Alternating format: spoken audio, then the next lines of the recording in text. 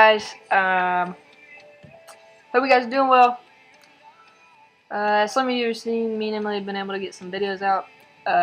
It's been good. I've had a couple days to look over some stuff and come up with some ideas. I've actually been home alone for like 3 days by myself. It's my first time home alone overnight, and it's been good. I like the peace and quiet. But it really has given me some time to think about some stuff and sounds lame, but journal about stuff. I journal all the time. I totally recommend it. If you don't believe me, I have it right here. Here's my journal. A bunch. Who knows what all is in it? There's a bunch of stuff in it. Journal. I journal all the time. Anyways. But yeah, I've been able to come up with some stuff. And last night, actually, I got home from babysitting. Come home. Wasn't too interested in the Olympics. The only thing I'm really keeping up with is Michael Phelps and Ryan Lochte because they're cute, and that's the only reason I'm watching it.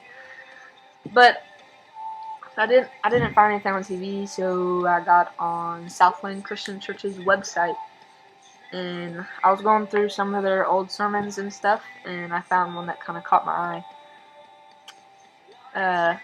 The sermon itself was preached by John Weiss. John Weiss, W-E-E-C-E. If you don't have a church family, their church is actually in Lexington. But I really love their stuff.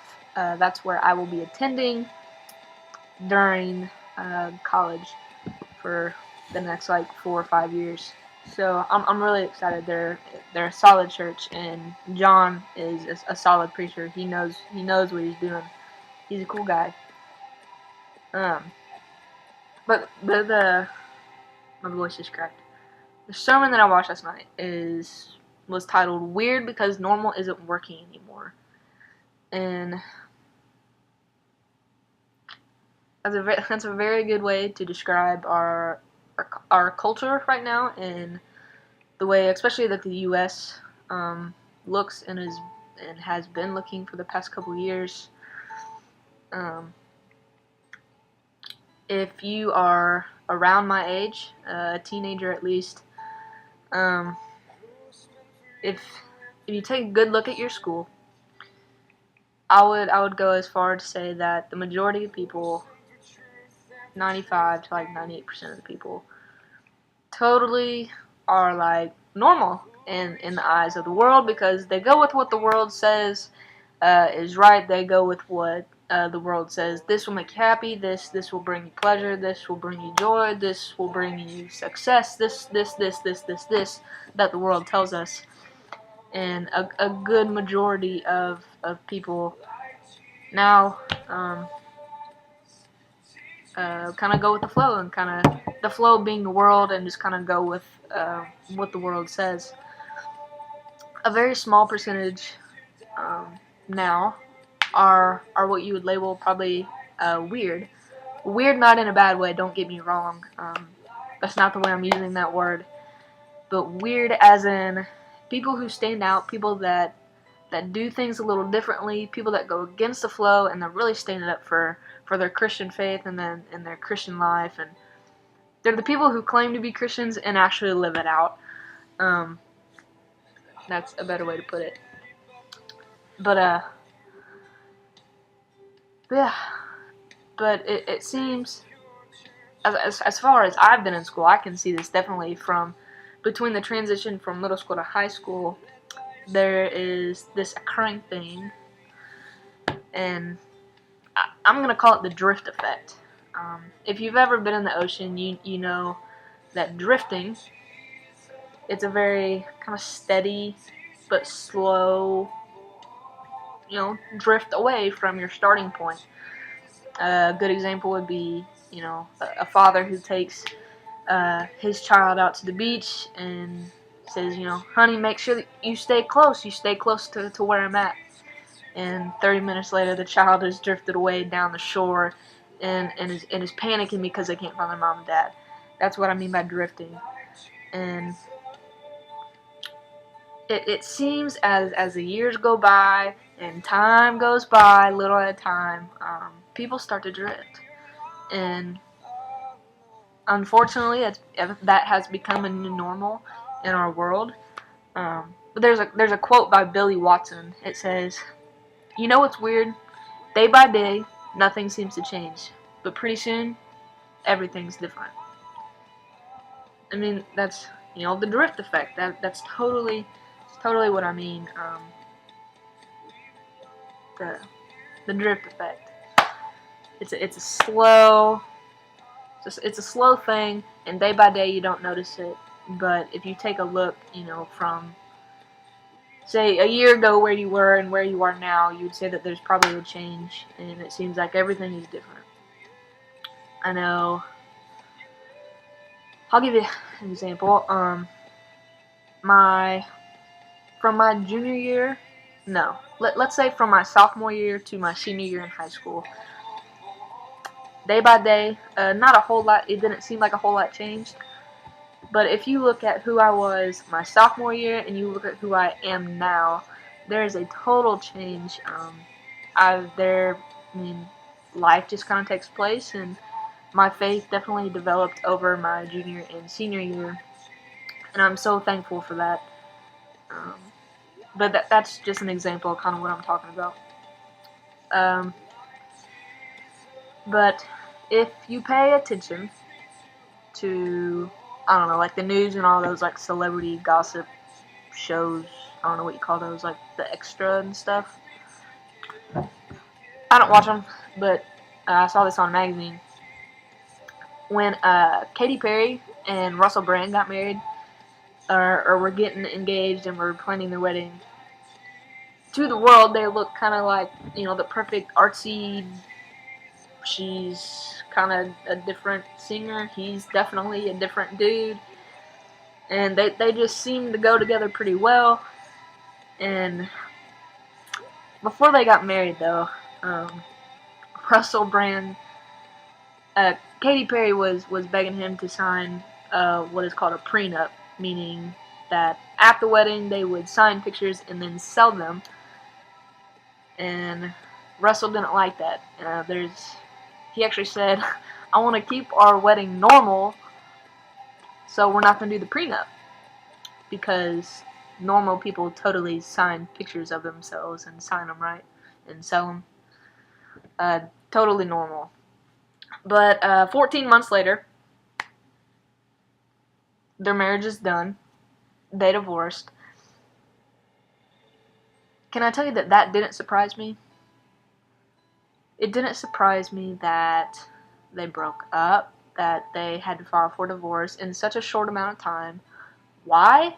Because they are part of this normal majority in the world now, and different people, meaning Christians that live the way that God calls us. We're a minority now. I don't know if you realize that, or if you want to come to grips with that. That's just how it is.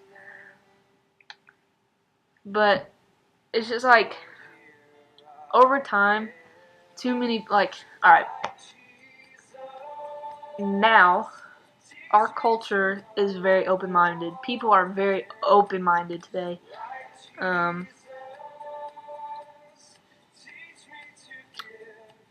The whole Chick-fil-A thing that happened, the whole thing where all the president of Chick-fil-A did was state from the Bible that marriage is between a man and a woman. He totally got blasted for him, and I'm totally happy to still eat at Chick-fil-A, because that is totally biblical. If you want to bash me for that, send me a message. I'll send you some scripture to back that up. But I totally lost where I was going. Oh, today's world is open-minded. Right. So the whole Chick-fil-A thing happened, and in a way it amazes me, but in a way it doesn't. I would say it's more shocking to me how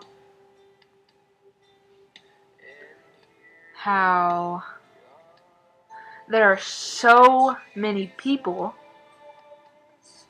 who claim to be a Christian, who claim to be a Christian on their Facebook. Every now and then we'll put like an inspirational Christian phrase or whatever. Who claim to be a Christian, claim to know Christ, and live that, and claim to live that way. Who bash this guy and saying, oh, he's discriminating, he's, oh my gosh, how can you say that? How can you use the Bible to back you up? How can you say that's biblical? Oh my gosh. Drift effect. If people were to bash him like they are today, like 20 years ago, there would have been a small number of people who would have bashed him. Because of the drift effect that takes place.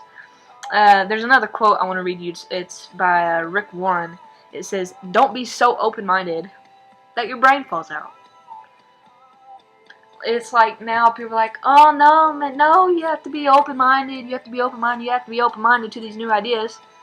But I have another quote. I'm full of quotes today. I'm loving these.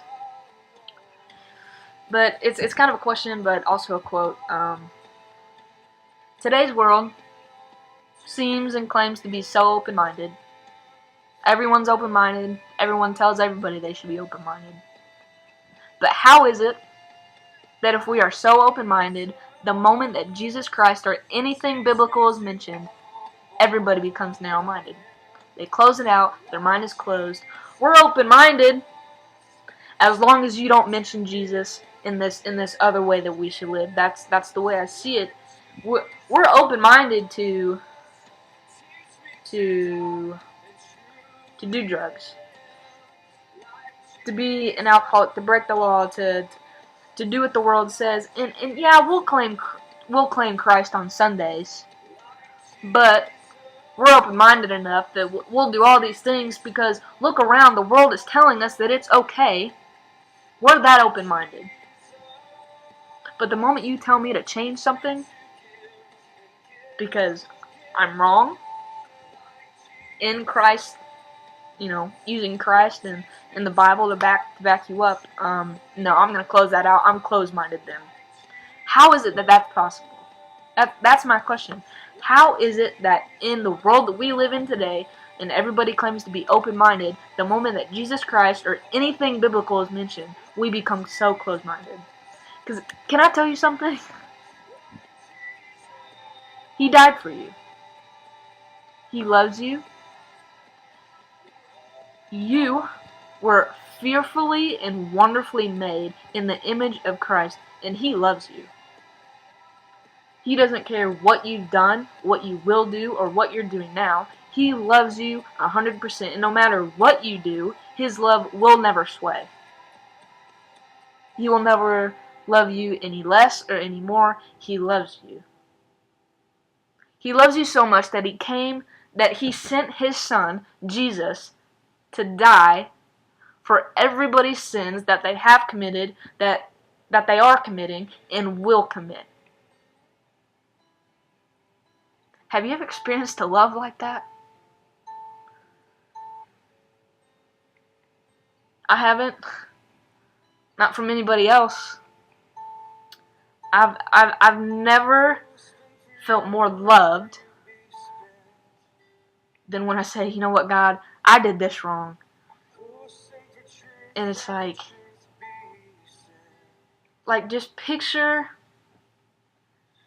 He never loves you any less. That's beyond my comprehension, and no more words can describe that. But that's my question I want to pose to you guys. How is it that we live in a world that claims to be so open-minded, but the moment that Jesus Christ is mentioned, we shut all doors? We shut all doors. The drift effect. Day by day, nothing seems any different. But then pretty soon, everything is different. If you look up that quote online, you'll actually find out that quote was not meant in a negative sense. It was actually meant in a very positive sense. Because this drift effect that I'm talking about, I've been talking about it in a negative way. If you switch that around, yo, look, day by day, I really didn't see a whole lot of change. Day by day, from my sophomore to my senior year in high school, I didn't see much change. But now that I look, my sophomore year, where I thought I needed the approval of everybody else in my school, where I thought that any kind of language was perfectly fine, no matter if it was vulgar language out loud or in my mind, I thought that was okay. Now? No. That's not me anymore. See, day by day, there wasn't much change. But all of a sudden, everything is different. In such a positive way, I say that. The only way we can live a better life is if we live a different life. Different as in, this is the challenge part I'm kind of talking about. If you claim to know Christ, if you're some random person watching this on YouTube, if you claim to know Christ, can I challenge you just to make it obvious to the rest of the world? I know I didn't in high school. High school, I when I would get ready to go to school, I'd pack my backpack, pack my lunch, pack my stuff. And in a sense, I would take my faith and I would pack it in my backpack and I would zip it up and it would never show at school. I mean, I was different in a way that I necessarily didn't do what everybody else was doing, but I never stood up for my faith in the classroom when I did.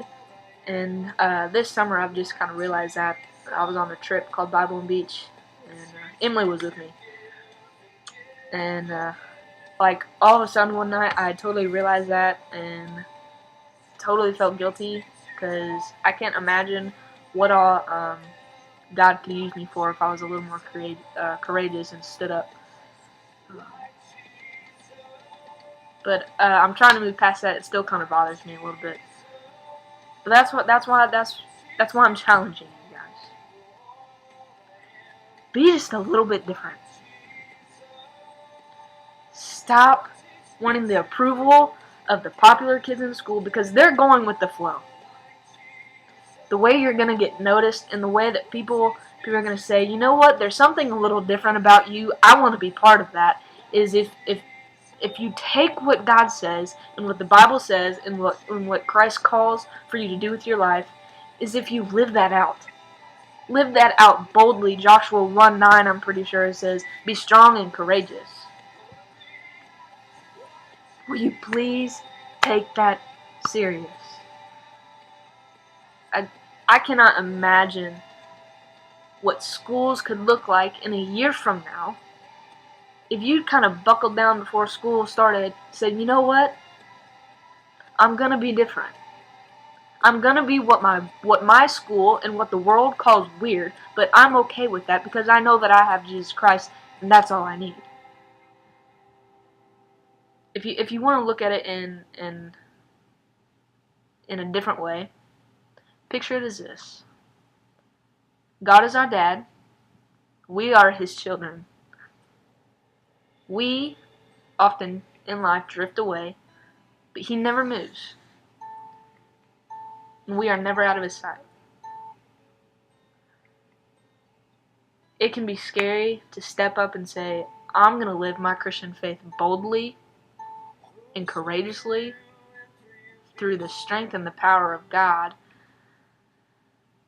It can be scary to kind of make that commitment either to yourself or tell other friends about it. But you are never out of God's sight. I truly know that he is always there and always will be. He will never move. And that's just a little bit of comfort for that kind of challenge. The last thing I want to leave you with is kind of my last point. God isn't inviting us into an easy life. Rather, He's inviting us to a different life. Because we as Christians should make it known to the world. It should be obvious by the way that we live our lives. We're different. Why? Because we live according to what God calls us and what the Bible calls us to live by and how to live. Be different, y'all. Please don't make the mistake I made in high school and be quiet as a mouse. And yeah, you're not doing these bad things, but you're also not standing up for what you believe in. Please don't do that. Or else after you graduate, at some random moment, you're going to be somewhere and you're going to feel guilty. I figured that out this summer. Figured out that I was way too quiet and way too shy. And I've made a commitment. I've told a few adults in my life that I really look up to. I've told them, you know what? I was too shy and I was too afraid in high school to be bold. To be bold about my faith. To be bold about my love for Jesus Christ. One adult I was actually texting with, I was telling her this, and she said, but you know what? Now that you realize that, that's your past. And if you take that kind of anger that you have for yourself and you place that into this passionate, and just being passionate about being bold, God's going to do crazy stuff through you. And I tell you that because I'm already sensing a change. I've been very blessed with the adults in my life, and are encouraging. They encourage me daily. Just as I go off to college, because they know that I'm kind of nervous and stuff. But that is my challenge. Don't fit in with the world. Stand out. Be bold. Joshua 1:9. If that's motivation for you, please write that down. Joshua chapter 1 verse 9. Be strong and courageous. Because this world needs examples. They don't need more and more people going with the flow. They need examples that are flowing against it. Guys, I can't imagine what God would do. It gets exciting for me because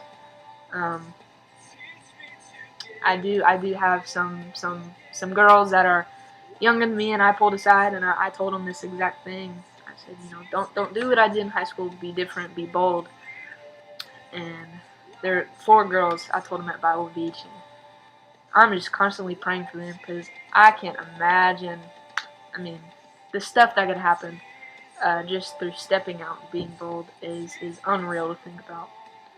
But that's what I leave you guys with.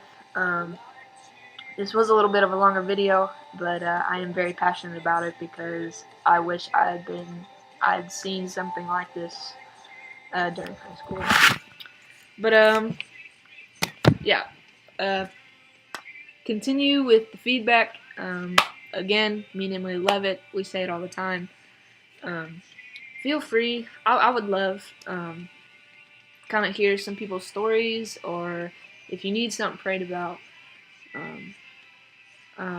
We're both definitely here, and we're both open to praying for you. If you guys wouldn't mind praying for me, actually, college is in less than 3 weeks, and it's like each day that passes by I get more and more nervous, but I also get this more sense of peace.